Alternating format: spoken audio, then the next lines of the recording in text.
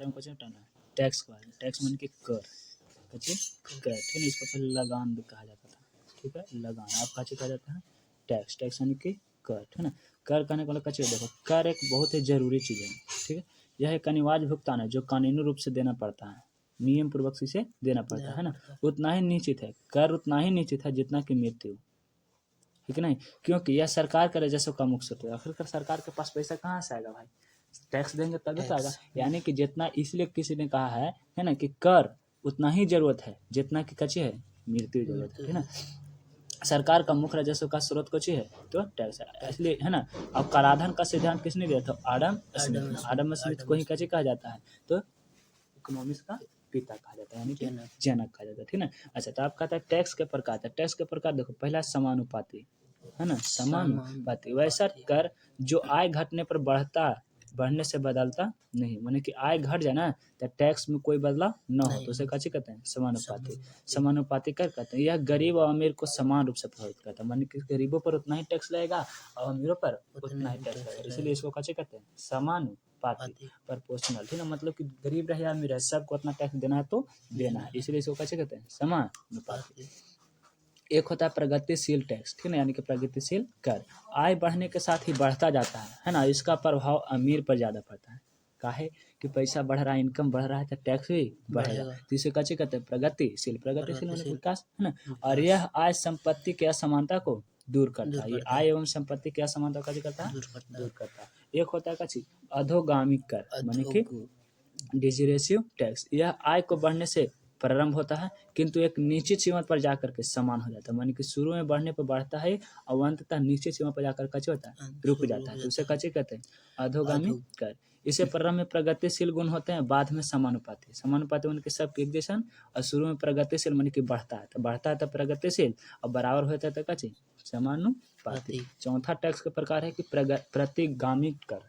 प्रतिगामी, इसमें कम आय वाले पर अधिक टैक्स लगता है, जब इनकम कम हो और टैक्स ज्यादा हो तो उस प्रकार के आय को कैसे कहते हैं प्रतिगामी। यह गरीबों को अधिक प्रभावित करता है क्योंकि एक तो आय कम और टैक्स ज्यादा है ना, तो इसे कैसे कहते हैं प्रतिगामी टैक्स, ठीक है ना। अच्छा इसमें सरकार बिना कुछ दिए धन लेती है, टैक्स जो मतलब टैक्स में कुछ करता है सरकार, कुछ नहीं करता, बस है ना, इसलिए इसको कैसे कहते हैं कि देना पड़ता है क्योंकि सरकार के आय के स्रोत है, ठीक है। इसके बाद आता है कच्चे करापात, कच्चे आता है करापात कहने का मतलब कच्चे कि जिस व्यक्ति पर टैक्स लगाया जाता है उसे टैक्स कहते हैं या करापात कहते हैं, है ना। माने कि देखो जो जिस व्यक्ति पर टैक्स लगाया गया, किसी के यहाँ गया है ना, आप टैक्स नहीं भरे थे तो टैक्स सीबीआई जांच किया, ठीक है। अच्छा उसे आदमी को कैसे कहते हैं करापात कहते हैं, है ना। और काराघात किसे कहते हैं, तो जो व्यक्ति टैक्स की धनराशि देता है उसे कैसे कहते हैं कराघात, ठीक है। मतलब कि जो टैक्स की राशि लगाया जाता है उसे कहते हैं करापात, जो भरता है राशि टैक्स जो देता है उसे कैसे कहते हैं कराघात, है ना। जिनके इनके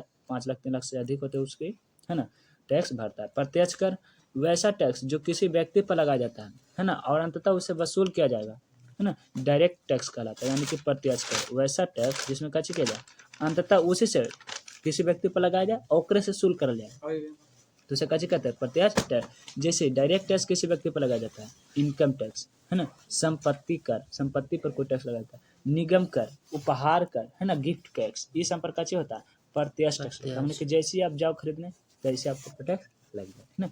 आगे आता है अप्रत्यक्ष कर, माने कि इनडायरेक्ट, है ना। यह जिस व्यक्ति पर लगाया जाता है वह व्यक्ति उसका भुगतान नहीं करता बल्कि दूसरा व्यक्ति उसका भुगतान करता है, और यह वस्तुओं पर लगाया जाता है। इनडायरेक्ट टैक्स कुछ पर लगाता है सामान पर, जैसे कि बिक्री कर, है ना, सीमा शुल्क, वाहन कर, माने कि देखो गाड़ी वाला है, ठीक है ना, गाड़ी मालिक कौन, गाड़ी का जो चालान करता है ना, वो कौन देगा, ड्राइवर देगा, है ना। हालांकि अपने पूंजी पास, लेकिन इसमें कचेगा कि अप्रत्यक्ष है, कची है सामने से उसको नहीं लग रहा है, ठीक है ना। अच्छा एक होता है अधिकार, ठीक है, टैक्स के अतिरिक्त लगाया गया कर शेष कहलाता है, ठीक है।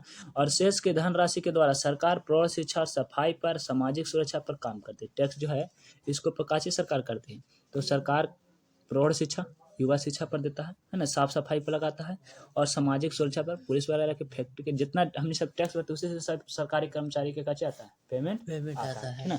अच्छा इसके बाद और कहता है कि विभिन्न प्रकार के टैक्स, अन्य प्रकार के टैक्स, पहला है निगम कर, नगर निगम टैक्स, ठीक है ना।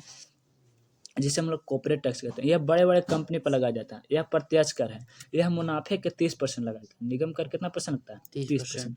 केंद्र सरकार से आय का सबसे बड़ा स्रोत निगर कर है।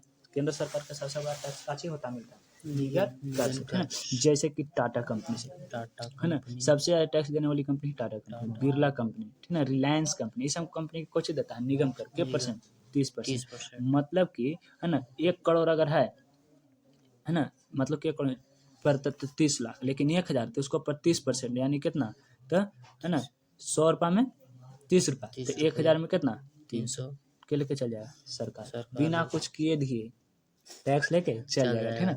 अच्छा, इसके बाद आता है उपहार टैक्स, माने कि गिफ्ट टैक्स, है ना। टैक्स में सरकार थोड़ा ना कुछ करेगा, जनता कमा के जो कर तो ज्यादा कमाएगा सरकार लेके जाएगा इसलिए कम ना, नहीं, है ना, मेहनत करते रहना चाहिए। आयकर उपहार टैक्स में क्या होता है, जब प्रत्यक्ष कर है ना, 50,000 से अधिक पर गिफ्ट जब मिलता है ना, 50,000 से अधिक का गिफ्ट मिलता है तो यह टैक्स लगाया जाता है। यदि कोई व्यक्ति 50,000 से ज्यादा गिफ्ट दे रहा है तो उसको पता चलेगा टैक्स के परसेंट 30%, 50 है ना।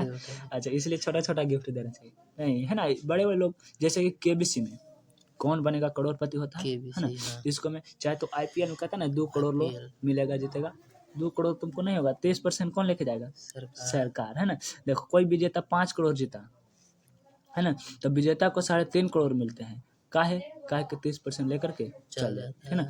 हाँ, तो 5 करोड़ के, है ना, यहाँ पर 1.5 करोड़ सरकार, 3.5 करोड़ मिले, ऊपर से अलग वाला गांव परिवार घर बेचारा के बचे कितना अच्छा, जैसे विवाह या समधि द्वारा दिए गए उपहार पर टैक्स नहीं दिया जाता, है ना। ई में टैक्स, जैसे कि विवाह में समधि के देते हैं, तिलक के रूप में, दहेज के रूप में, तिलक ना कहते, तिलक पर बैन है, लेकिन गिफ्ट के रूप में कि हम अपना बेटी के बियाह में गिफ्ट दे रहे हैं, है ना, तो का एकरा पर टैक्स नहीं लगेगा, ठीक है ना। अच्छा, इसके बाद आता है इनकम टैक्स, माने कि आयकर, निगम कर 30%, गिफ्ट टैक्स 30%, यह प्रत्यक्ष कर है। इनकम टैक्स करता है, इसमें केंद्र सरकार लगता है, इसमें कौन लगाते हैं? इनकम टैक्स के निगरानी के लिए परमानेंट अकाउंट नंबर दिया जाता है, जिसको कहते हैं PAN, pan card, permanent account number, है ना।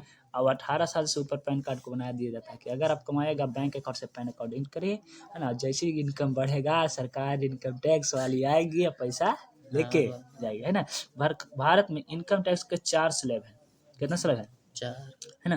देखो पहला का ORS, है ना, शुरू वाला 5 लाख तक के, 5 लाख तक के को टैक्स नहीं, 5 लाख के को टैक्स नहीं, जब व्यक्ति में 5 लाख तक खाता है उसको मैं नहीं, ठीक है। लेकिन 5 से 10 लाख होगा, है ना, तब 20%, कितना परसेंट? 20%, है ना। इसके बाद आता है का 10 लाख से ऊपर, 10 लाख से 50 लाख तक रहे 30%, ठीक है। 50 लाख से ऊपर है तो 30% प्लस 4 केस भी आओ 10 गो सु चार्ज भी, है ना। मतलब कि और भी अलग प्रकार से टैक्स लग सकता है। जैसे कि सोहन की आय 10 लाख रुपये साल भर के, साल भर का कितना है, और वह 2 लाख अनाथ आश्रम में दान करता है, और 50,000 रुपये जीवन का बीमा काम कर लेता है, ठीक है ना, और 50,000 म्यूचुअल फंड में लगाता है। तो इनकम टैक्स का आय है तो देखो कितना हो जाएगा, है ना, तो 10 लाख, ठीक है। इसमें क्या हो गया, तो कुल आय इसको पहले के याद किया, याद किया, ठीक है ना।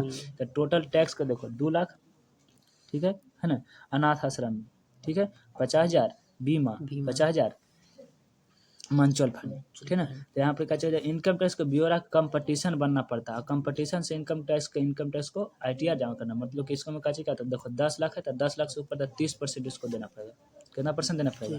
30%। काहे कि 10 लाख से 50 लाख के बीच है ना, तो यहाँ पर इसको कितना देना पड़ेगा? 30% टैक्स, यानी कि 30%, है ना। देखो 1 लाख में 30,000 तो 10 लाख में 90,000, तो 90,000 तो इसको कैसे देना पड़ेगा? 10 लाख में से टैक्स। और फिर 2 लाख अनाथ आश्रम है ना, दान देता है तो दान दे दिया, ठीक है ना। तो दान दे दिया तो गिफ्ट है, तो गिफ्ट के रूप में तो लगेगा, तो गिफ्ट के रूप में अगर रहेगा तो गिफ्ट के रूप में क्या परसेंट लगेगा? फिर 30%, काहे को उपहार टैक्स पर क्या परसेंट लगता है? 30%, ठीक है ना। अच्छा, लेकिन अनाथ आश्रम के थोड़ा सा रूल अलग भी होते हैं, इसलिए उसको हो सकता है कि शायद उसको अलग राशि में शिक्षा के रूप में अलग होता है, ठीक है। अच्छा, इसके बाद आता है कि वस्तु एवं सेवा कर,